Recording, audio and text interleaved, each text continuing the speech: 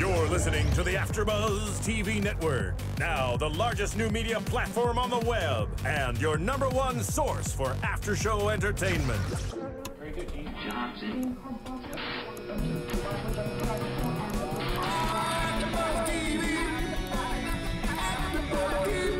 From the AFTERBUZZ Studios in Los Angeles, California, presented by Maria Menounos and streaming live thanks to Akamai Technologies, this is AFTERBUZZ TV's Orphan Black After Show. We'll break down tonight's episode and get you all the latest news and gossip.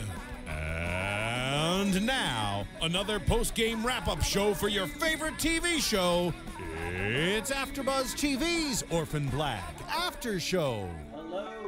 Hello and welcome, Clone Club, to our AFTERBUZZ Season 2 recap for Orphan Black. and it's the clone dance. The clone dance party never ends. Clone dance party is a clone dance party because the clone dance party don't stop. That's right. It's true. That's It's even more appropriate now that we've had a major clone dance. Who knew we were foreshadowing an actual clone club? I'd like to think that they stole the idea from us, but of course the episode was probably completed long before that. And that's Matt Lieberman, the originator of the Clone Club dance. Your dance was a prediction in itself. Yes. It really was, and I'd like to think that some of the Helena dance moves were modeled after my own. A lot of thrashing, very animalistic, very powerful, very spiritual. So you're more of a Helena. Got I've it. seen Lieberman into club, and I have to say, I think they were probably following you around, just saying, how do we get these moves onto our show? Yeah, when I'm there, everybody in the club getting tipsy. So. Yeah, Tatiana didn't know how to get into the space of Helena, and then one day she saw you out there on the dance floor. Well, let me do formal instruction. I introduced Matt Lieberman, the originator of the Clone Club dance, who has already said he's a Helena when he's on the dance floor. Very much. Right next to him, let's go to Will Link. Hey. Who is who would you say you are? I would say you're kind of an Allison. You know what? I don't want to be, but the fact that I'm not willing to dance here probably says I am an Allison. You're totally an Allison. Yeah, Yeah. just like with Absolutely. Hell, Yeah. like, Absolutely. Now, Anna Koppel, who would you be on the dance floor? I think maybe a Cosima dance. I could see you being All right. Cosima. Okay, sure. Yeah, I bring my oxygen tank, you know. Well, but just slip it off when it's time to get busy.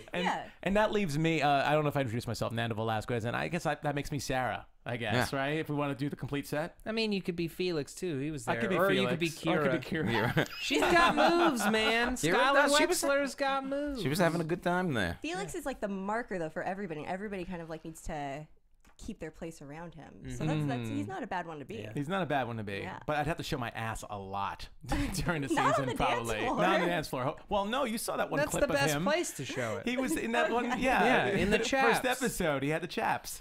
But not. Oh, that's true. Yeah, Yeah, that's right. so That's, yeah, on I'm that not dance floor. Felix. I'm not on that set. Okay. Not on dance. Not on that dance floor. Anyway, so we did actually a show yesterday for the season finale, and myself and Matt were not able to make it, but Unfortunately, we no. had a We were lot very of much meetings. missed. We had a lot of meetings over this. We had a lot of meetings. There's a over lot this. of hand wringing, a lot of tears, Yes. mostly on my part. And we decided to go along with the show with the two of you, which I heard most of it. I didn't get a chance to listen to all of it. No offense. It was great though, what I heard. And we're here to do a full ass recap Yes. on season 2. In the chaps, in the assless chaps. Maybe I am Felix. I can't get off of that. You can't get off of that ass, I apparently. can't get off of that ass. So let me start off here, since we're doing a little bit of a finale recap for me and Matt, but also a general season 2 recap. What are your guys' impressions of season 2 overall? You know, I think that there was a lot of world building. This was definitely a season about what is the series going to be. We had a really stellar ride through season 1 where we were very much about, it was very much about Sarah and her journey and figuring out what she's going to do, how to get out from under all of the consequences of her actions in the pilot. Just as much as it was about her learning who she was and about Dyad and about Clone Club, it was very much about her getting out from under taking Beth's life, taking her life over, so to speak. This season was about what is the series going to be going forward and blowing out the world. And I think they had a lot of balls that were in the air, and some of them fell better than others. I think that the ambition of the show and some of the episodes this season were among the best that they've ever had. I do understand why, you know, I'm just reading some tweets. Some fans, I think, you know, preferred the more intimate story last season, and that maybe some of the storylines got away from them. I know, you know, I was disappointed that Cosima didn't have much to do this season besides be dying. So, like, you agree with those fans that they felt season 1 was well, stronger, or I think they're different animals. I think it's very hard to compare them, and I'm more excited about what they're doing going into season 3, having watched all of season 2, even more than I was at the end of season 1. You know, I'm so excited about what they're going to be doing that I forgive perhaps some of the weaker moments this year. I will say this was definitely a better cliffhanger when you think about it for season 2. It's world changing. You know, to have these male clones. Like, I understand it from a production perspective, especially, and I'm sure that this was like the one thing they knew they were going to do at the beginning of the year when they started it, because as we know, they write this show in a way that's unlike any other TV series where they don't pre-plan. They don't map out the whole season and then write it. They take it episode by episode. And I feel like we saw the seams because of that this year, where, you know, since they were going in every direction, some things got better served than others. But from a production perspective, so that Tatiana doesn't have to shoulder the entire series herself, I think it's very, very smart to bring in these male clones and to now kind of expand the world even further. So we have our female clones, we have our female cast, but now we have this other side of things with Mrs. S, with Paul, with the other male clones and the military side. And hopefully we get some of their stories and get invested with them too beyond Mark. I'm very excited by that. Fair enough. I think that's a good point with the characters, because I think what season 2 did better was take some of the, like, say, take a character like Donnie, for example, who was kind of, I don't want to say a nothing character in the first season because he was very, but I mean, they added so much dimension to him this season. So much depth. And I think the word you used before was ambitious about the season, and that's why I actually think I like season 2 better, because I like that you saw them going for it. And to me, the season hit the ground running, and with one speed bump in episode 8 for me, other than that, it kept it up for the whole season. Which was the speed bump? Tony. Yeah. Tony was the speed bump. That was fair. Which, but you know what? I almost forgive it because it was an ambitious idea. Yes. But it just didn't. It made the story come to kind of a screeching halt for that episode, as far as I was concerned. They're taking a lot of chances with the series that I feel like other showrunners wouldn't, and that makes me just excited for anything that they're going to do. I feel like the Tony thing, just because they wanted to do it in season 1, it's one of those things, it was like a monkey on their back where they wanted to play with this idea. Maybe this wasn't the right time, but the pacing is so fast on this show. There was never going to be a right time to take a break and introduce a new character just to do it. Yeah. The other thing that you said, and I had read an interview with them, that they did say at the beginning of the season they wanted a male clone, but they had no idea who it was going to be, who was going to end up being the male clone. And they saw the actor, Ari Millman, and they really loved the work he was doing. As Mark. Yeah, as Mark. And then they decided at a certain point, this is going to be our clone. And the scene in the bar between him and Paul, that confrontation, originally in that episode, Paul was supposed to kill Mark, but they changed it because they decided they wanted to keep him for the clone. Yeah, that was an EW this week with Graeme and John. And John, yes. Also an EW with Dylan Bruce, he was saying that they took away a lot of his kills and gave them to other characters, and so. And we're just supposed to speculate about that. He didn't give the full. Hopefully, maybe that's rundown. a DVD extra, kind of like the Donnie footage would be That'd a be DVD great. Well, I mean, extra who too. died this year? I mean, Leaky died. Yeah. Leaky died. Mark stayed alive.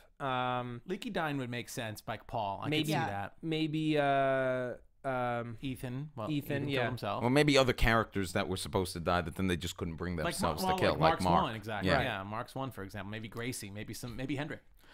The other thing I loved about this season was we got so much more Helena. We got so much more Helena as a character. I loved her in the first season, but she was just kind of like the weird killer in a lot of ways, who had this like horrible religious upbringing or whatever. But in this season, we got to see her let loose a little bit. We got to see her, this desire she had for family and stuff like that. And all those Helena scenes this season, The just road they trip worked. was It's so good. amazing. Yes. Yeah. That was fun. That was absolutely fun. It's also difficult to follow up a surprise breakout hit. And I think everybody's always looking for season 2 to be exactly as amazing as season 1. Right. And it's never going to be. It's never going to be exactly the same experience. So, yeah, I mean, I'm agreeing with everything you gentlemen are saying.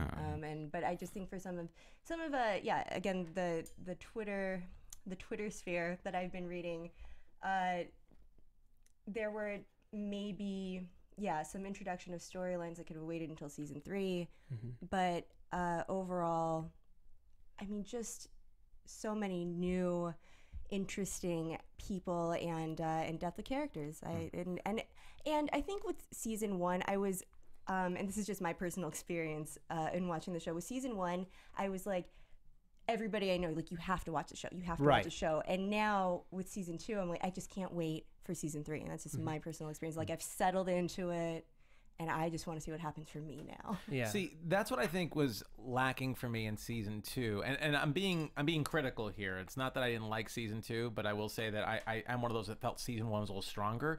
Partly because season 1, like, when I remember that day I put that DVD in, I'm like, I'm gonna watch an episode or 2, and then I'll check out the next one tomorrow or whatever. And I stayed home all mind blowing. day. Yeah. Because at the end of every episode was a major cliffhanger that made me want to watch episode 2, episode 3, episode 4, so on.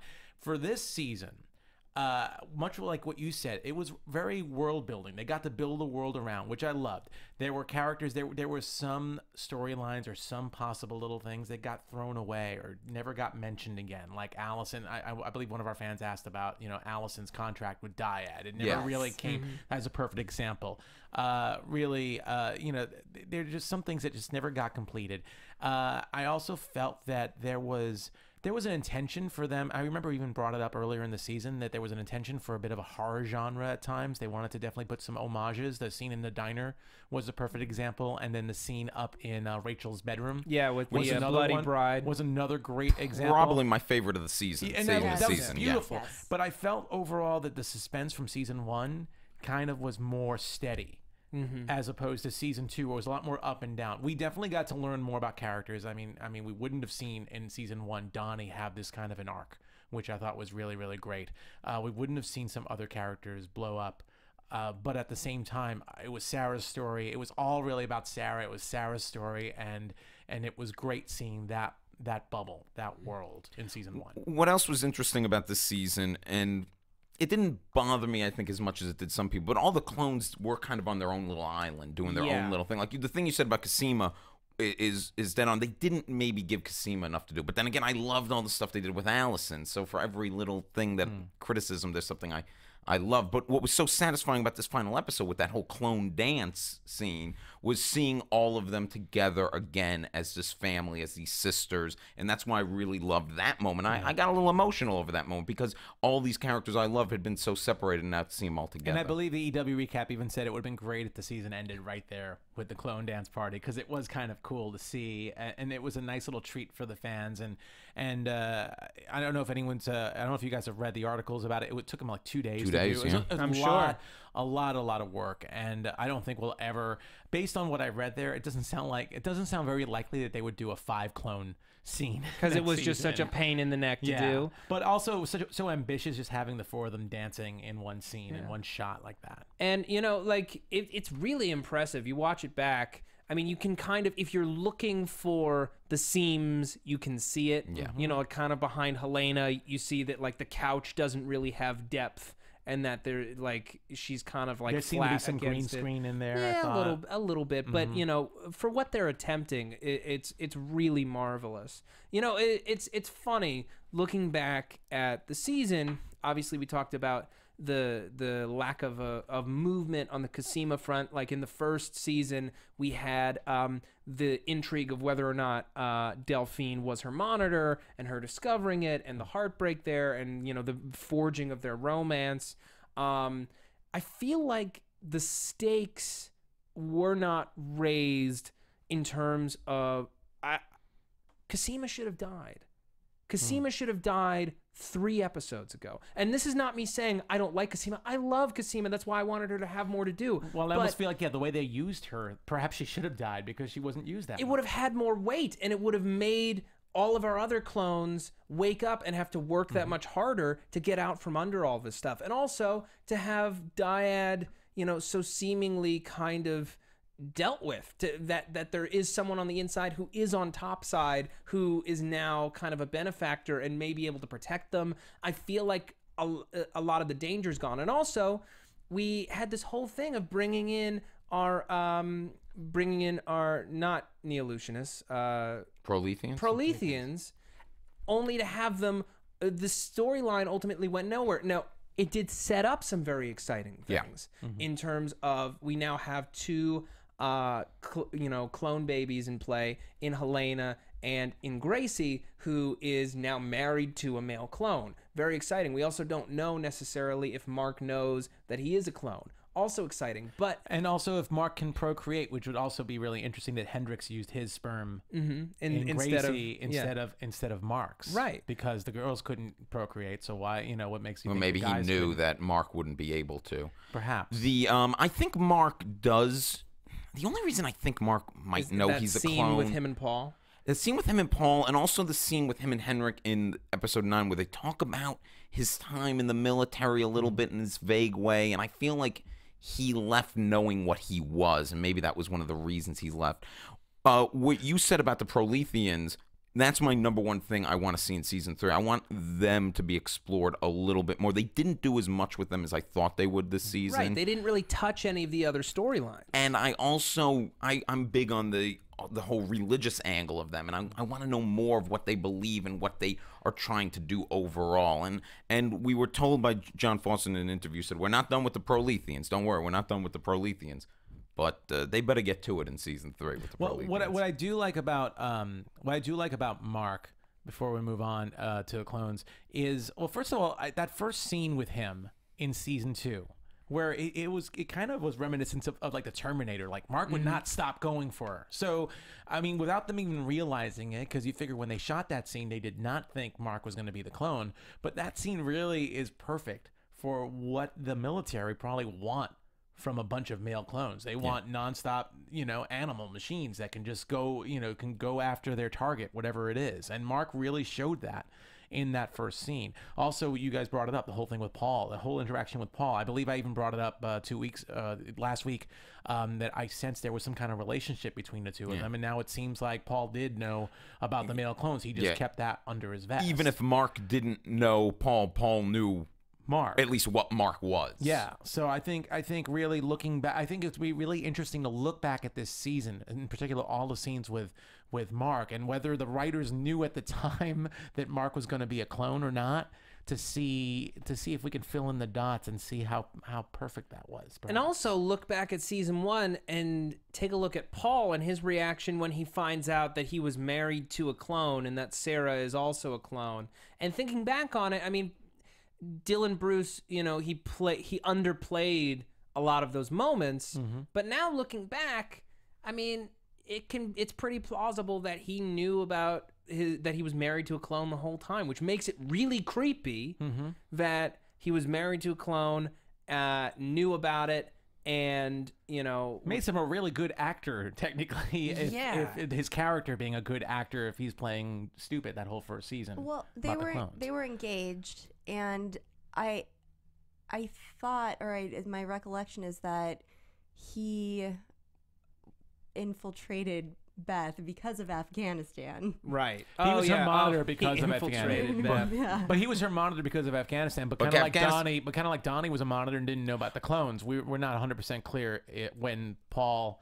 What we thought that Paul knew about the clones. Now it seems like he knew about everything. I'm assuming Afghanistan was a cover now. Right. But that's.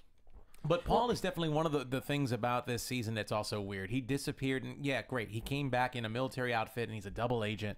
But it was just very, very obvious, his disappearance, and it wasn't such a I didn't feel personally it was such a big shock when he came back. Yeah. No, was a well, big I mean, I think reveal. everyone was expecting. I mean, we Some can't end the kind of season. Paul twist. The I want to say one thing about the male clones, and I can't remember which one of you guys said it, but something I about. did. I predicted it in the. Oh no, okay. not a prediction, but I it was. was. Gonna say, I did want to toot my horn for 1 second and say, I thought it was Felix, but I did say there was going to be another. Yeah, clone. I thought it was gonna be Felix. Well, the idea that this male character might. One of you said something about taking the weight off of maybe. Tatiana. Off to Tatiana. And I hope that's not the case, because one of the things I love about, well, beyond just loving her, I love that the show has been this kind of thing about sisterhood. And I really don't think they're going to make these male clones as big of characters as maybe. I mean, obviously they're going to be doing stuff with Mark. There's a crazy clone locked up I there. agree with you. But I don't know how big of characters they're going to be. I don't think they're going to do it to the point where it takes any focus off of Tatiana's I feel role. Considering the fact that he was going to be killed in episode 6, I think if they really wanted to make major characters out of several of Mark's clones, they would have had a full casting call. They would have had a plan in place a little bit sooner. I think he's a phenomenal actor. They don't plan. Yeah, that's the thing. So we don't know what they're going to do, really. That's true. Yeah. But I can't imagine they would do anything that takes away the focus from, like, the sisters. That's fair, but we have so many characters. We need to thin the herd. That's why I'm kind of, a few deaths this season would have really kind of helped maintain the danger. That's true. And B, clear the slate for next year. I'm with you on the Cosima thing, because I'm really torn about, because one, after the episode, I was so glad Cosima wasn't dead, but also you're absolutely right. If she had died, there would have been this whole other emotional stakes that would have worked. So Okay, I'm going to throw out a prediction right now. They'll just throw out, oh, Rachel didn't survive her eye infection, That's whatever. lame. And then everybody will say, oh, the big bad is gone, but then they'll come up with an even, like, bigger bad for Dyad, and it'll just be a different actor. or just a military big bad because of this big bad, right? whole male or it'll clone be thing. Michelle Forbes. Although I know Rachel can't be dead. She's gonna come back with some eye patch or and avenge it.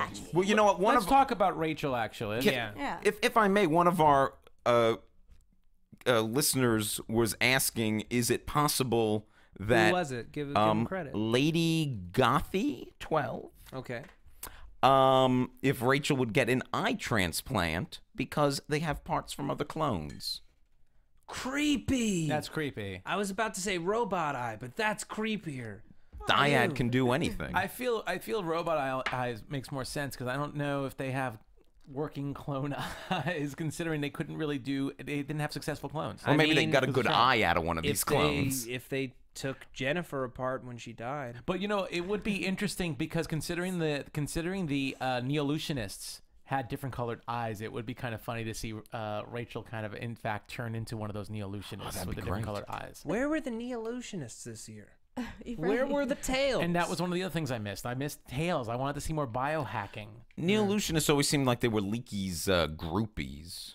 Yeah. And I guess maybe they don't work necessarily in Dyad. I kind of gave up on them once Leaky was dead, but I did kind of miss them. That was a kind of really cool scene. Hey man, when your leader dies, you gotta avenge him.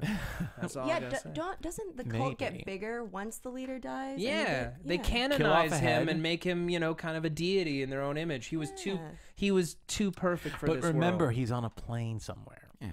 He was on a That's plane, right. so Well, it's he's gotta not land modern yet. sometime. He's not modern yet. That's true. But let's talk about Rachel, because last season Helena was more or less the big baddie, and this season Rachel pretty much took that. Do you think she was? Do you think she was actually successful as a baddie? I was bummed out that what I considered to be depth that we received from her early on and midway through the season, unless she was really super faking, ultimately just didn't take. The fact that she wasn't emotional about her parents and kind of mourning the childhood that she had, and that she was that cold and that she was that all company, all the time. It just it made her shallower than she appeared to be when we met her. And that's kind of a huge bummer. She wasn't really as engaging a villain as Helena, who there's a reason why we took to her so much, is because she was conflicted. She was brainwashed as a child. She does have this sweeter side. And I think giving her the depth that she deserved would have ultimately served us better. That's how I feel. Agreed. She seems like any sort of overworked employee who drinks too much and Burned out. Yeah, and is burned out and flips out and overreacts and has a drinking problem. Right. Yeah. I mean, don't get me wrong. I enjoyed the perverse, messed up sex scene where she forced Paul to just basically be her prop. But Dylan Bruce says that was definitely consensual. okay. I was surprised when I heard him say that, actually. yeah. That surprised me. Really? That comes from that Entertainment Weekly. That is Yeah, when not I watched how it that. felt. Yeah. Well, especially now that we know he's a double agent, he probably realized, okay, yeah, Well, that's I true. gotta do the Yeah. job. Gotta do what I I gotta do what I gotta do. I'm a double agent. Gotta do who I gotta do. Yeah, exactly. So I think that for what Rachel was in the beginning of the season, I thought she was much more powerful. But even looking back now at the whole thing as a whole, to see in the next to last episode, she ends up stealing Kira, and it pretty much starts off the same way the season started, with Sarah assuming that Rachel stole Kira. It just seemed like going backwards in a way. And in a way, yeah, I feel like maybe because she wasn't as well-rounded. I mean, obviously we were a little sympathetic to her. She was very, very cold. She had her moments.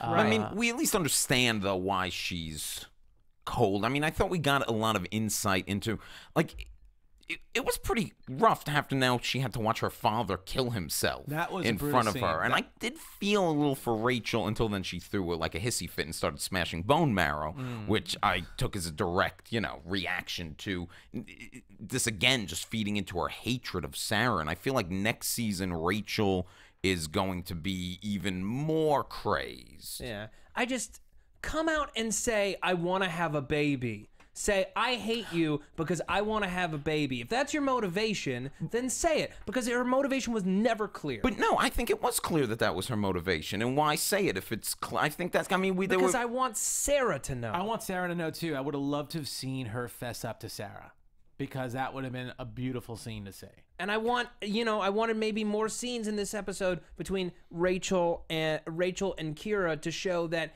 it was more about wanting to have the daughter and being able to raise her than it was about bringing her to dyad and doing her job. Do you think it might have been served if maybe she'd got Kira maybe an episode earlier, and then we could have had a whole episode where we saw more of that dynamic? I think you're right. That would have been good.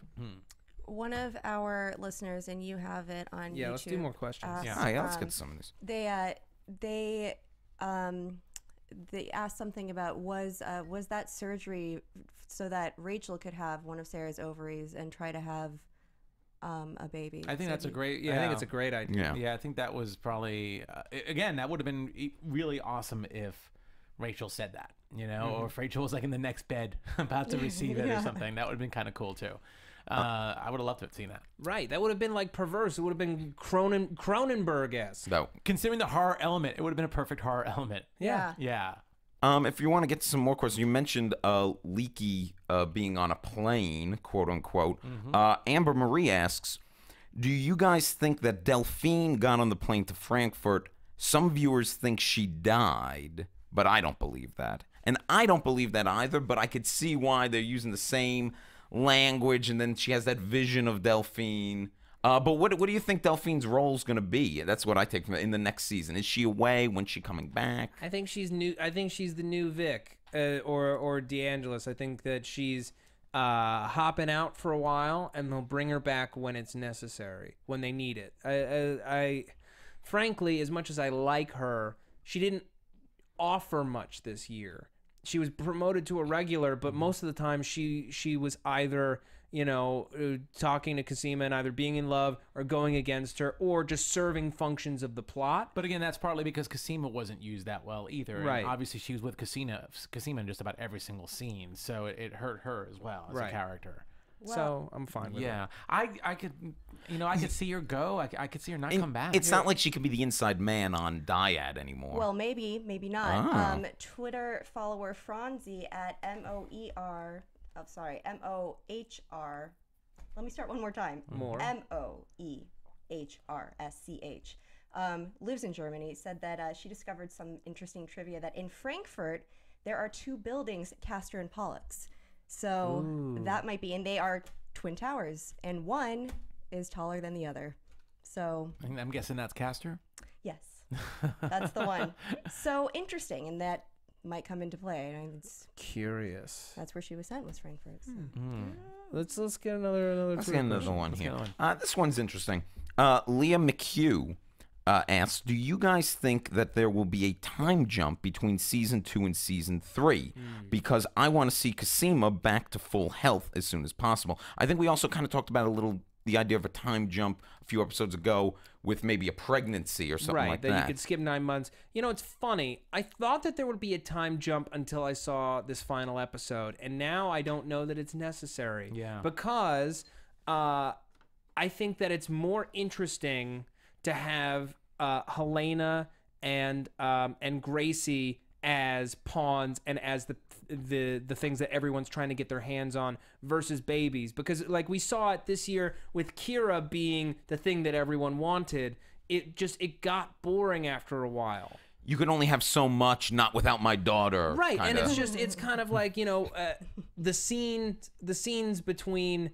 If it was Sarah and not Kira, I'd rather see Sarah be the pawn and not Kira, because it's more interesting to watch Sarah face off against the bad guys than it is to see a kid or a baby. I think you don't need it. If they do it, I understand why, because no one wants to watch a pregnancy go over several seasons. But I don't know.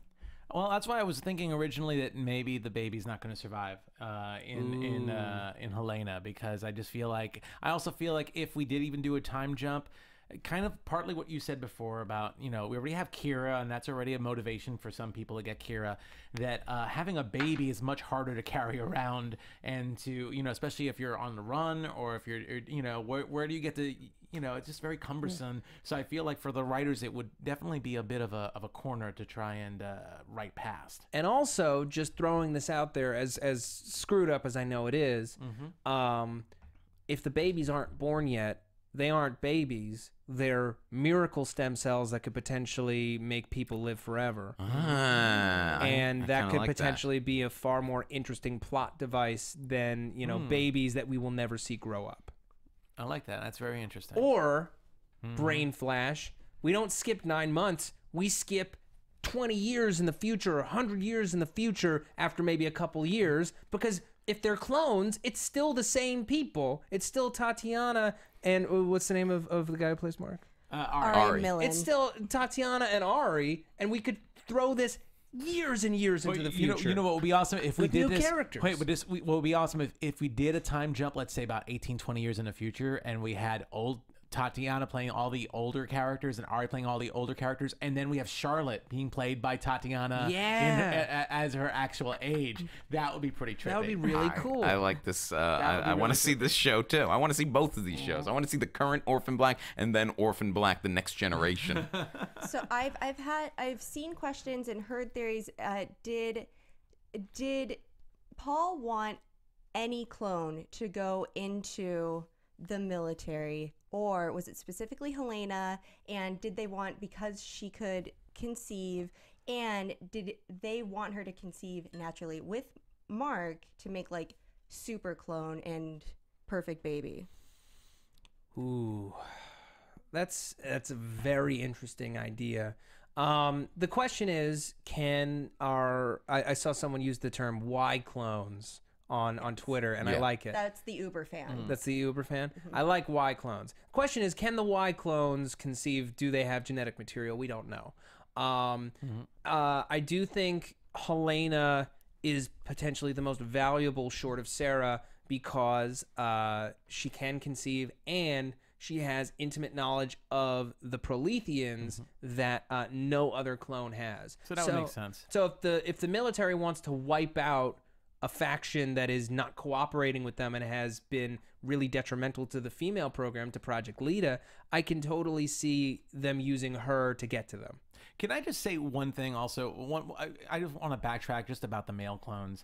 The only problem I seem to have with this is that they created male clones and they created female clones. Yes. And the male clones are for the military. And the female clones, we still haven't figured out really their purpose, but it seems like they all want to have babies. That's been the really I'm really just throwing them in a little corner like that. But I really do feel isn't baby crazy. No, and Sarah isn't baby crazy. She's crazy about her baby. My point is, why couldn't the military? An abortion. Why couldn't the military say, let's have these really awesome clones, and they could even be female, and they could be more like spies? It's a little sexist. It is a little sexist. It's actually very sexist. To have the male clones as the soldiers, and then the female clones are like, yeah, we're just going to experiment with them, and whatever their purpose is. It's sexist, but a military project started then. They weren't going to be created just by the nature of the military. Right, because it was the 70s. And the militaries are going to be trying to create these male super soldiers because the military's sexist. Yeah. What do you think, Anna? You want to weigh in? It also wasn't started specifically male. It was male and female, and the military kept the male faction of it, and it's probably just an aspect of their partnership was we'll collaborate together to invent cloning, but we want the ones that we can turn into soldiers, and you can have the other ones, and it's just like an even split. I don't know that the plan was ever to have them breed together. This was all meant to be just the first batch as they positioned global politics and legislation towards the point that cloning became legal when they could just make more that could breed and could produce super clones. We had mentioned Helena before. I wanted to make sure I got some of this. Suzette M is asking where we think Helena's going. What are predictions for possibly what are they taking her? What are they going to do with her? Well, I mean, we touched on it a little bit. Yeah. It's a very good question. They could take that storyline in dozens of ways. I'm hoping that a lot of, not maybe a lot, but because I really was bothered by the fact that when Helena was taken back by the Proletheans, it seemed like no one bothered to try to find her or help her. They were all in their own stories. So I really hope now that we had this great scene of them all coming together, there's a little bit of the clones coming together to try to find what happened to Helena. If they really care that, I mean, they bonded with her a little bit at the clone dance party, but Sarah could take her or leave her at times, so it really is a matter of. I think now they're committed to the idea that she's one of them. Sisterhood. Yeah. One thing we definitely have to get to, because I'm seeing it everywhere, is what happened with Kira and Cosima on that bed. Did very Kira, good question. Right. Yeah. So. Yes, somebody had said. I'm not sure who at the time, and I don't know remember where I read this exactly, but somebody had said, was it Kira's like these powers that we don't understand that like brought Cosima from the brink of death? Or, did Cosima, it just wasn't her time to die? I don't necessarily know if there were powers to that scene. I don't know. I mean, it was a fake out to be sure. I think it would have been very powerful if she had died. Like, it would have been very powerful if she had died. And Kira had to react to, someone who looks just like her mother passing away. And it could have been a very powerful, quiet moment. I honestly, you don't just keep her alive. I think it has to be powers. It has to be something. Whether her healing ability has, radiation-like properties where if you're in proximity to her, you heal faster. I don't know. That's crazy. But we have no explanation. It doesn't make any sense. Now that Cosima didn't die, I assume she is not going to die at all, because now she's got like the key. Otherwise, don't give her the key to cure herself. Exactly. So now I think Cosima. That's why they couldn't kill her, because she was the only one who could decode the book. Yeah. And at the same time, that's why it would have been awesome to kill her, because as long as she's around, things are going to get this. And then maybe you have to go to someone like Delphine, who maybe you have mixed feelings about, and she's the one who then has to step up to the plate and try to decode the book. That could have been interesting. Or Scotty even, or there's a lot of people who could have, or Kira when she gets older, maybe. I don't know. You guys had asked the question before about Allison, and Twilight Spears also asked, what are your thoughts of the fact the contract Allison signed at the end of season 1 hasn't been addressed yet? And that kind of surprised me, too. I thought there would be a scene where she at least goes into dyad to get, an examination Honestly, or something. I just think it was something that the writers just dropped. I think kind of like the disappearance of Paul and a few other things that just didn't make 100% sense. But Or it just wasn't fun. I completely disagree. I completely disagree, and here's why. Because Sarah just signed herself over to dyad as well, and I think they're building that one clone at a time, because Cosima was the first to sign herself over into dyad, and I think so one clone at a time. They've been signing their rights and their lives away, bureaucracy, and I think that they have just been setting this up for maybe a bigger storyline. Yeah. The thing about that bureaucracy, though, is I think I said this back when the season started, in reality, what legal leg would dyad have to stand on? No, we have to take these women who are, human beings, and we're going to just hold them and experiment on them just because they sign. I mean, it's like slavery. I can't see them being able to do that. Yeah, I mean that's definitely. And maybe that's a reason on season 1 cliffhanger a little bit. Maybe that's a reason it was dropped, because maybe the realities of it were kind of sketchy. I just feel that if she really quickly, I just feel that if she really, if that contract really meant anything, she would have been better protected this season when she was in rehab, when she was going through all this stuff. I really feel dyad would have stepped in. Yeah. And they didn't. Here's a thought, though, just to keep in the back of your mind. Obviously, if the clones came to the government and were like, we're clones, this company is trying to, keep us and experiment on us. They say that they have a patent. We signed this contract, but it really can't be enforced. That does expose what the government and what dyad did in cloning these people, but it also brings the conversation to the public, which is exactly what they want. So it's entirely possible that they use this these contracts, this leverage, to get the clones to make the mistake of trying to appeal to anyone or to the public, which is exactly what they want, because it will bring the conversation of cloning out into the world and potentially give dyad the go-ahead to make more. I'm very curious where the Allison storyline is going to go from here, because she did feel very separate from the other things now, and now now that her marriage has kind of been healed and things seem to be working out for her, I'm very curious how Allison fits into the storyline next year. I don't want her to become like the Betty Draper of this show, where she's always off on her own storyline. Well, again, that's part of the whole world building, which I'm hoping they really consolidate. I would love to see a super team of clones, just the 4 of them with different recon missions or something like that, all united together. We saw a little bit of that in the season finale, and I hope they kind of keep that going, because I think it would be really awesome to see them working with each other more often. Do we have one more question? We'll do one more. Then we gotta wrap up. We are pretty good on questions. Okay, cool. So anyway, we're gotta wrap this up really soon. So let's just go on to our own predictions for season 3. And now, your AFTERBUZZ TV predictions. Okay, I'm gonna go with somebody different first. I always go with Will, so let's go with Anna this time. Do you have anything? I feel like I threw stuff out all over the place. Give us some of that. What did you throw out? Yeah, give us some of what you threw out. Well, super baby clones from Helena and the new male clones. Okay. I don't know. I give up on It's predictions. hard to predict this It's show. hard to predict a new season as well. Yeah. Well, what do you want to see in this season? How about this? What do you want to see in season 3? I want to see Paul bitching out again in front of Cal. I thought that was amazing. I want to see the Kira is a wonder child rumors put to rest. And I would like to see, I'm so sorry because I love her, but I would like to see Cosima die. Okay. Awesome. Not awesome that Cosima died. Just awesome that you that I was came able up with to those come up with words out of my mouth. I would like to see an expanded role of the Proletheans even more next season. I think they're going to be going after Mark and Gracie. I think that's where their storyline is really going to be.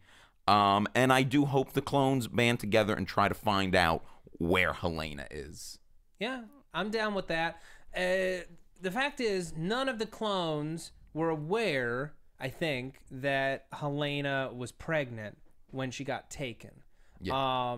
So, you know, that's interesting. I'm very curious about our basically male Helena that Miriam is holding on to.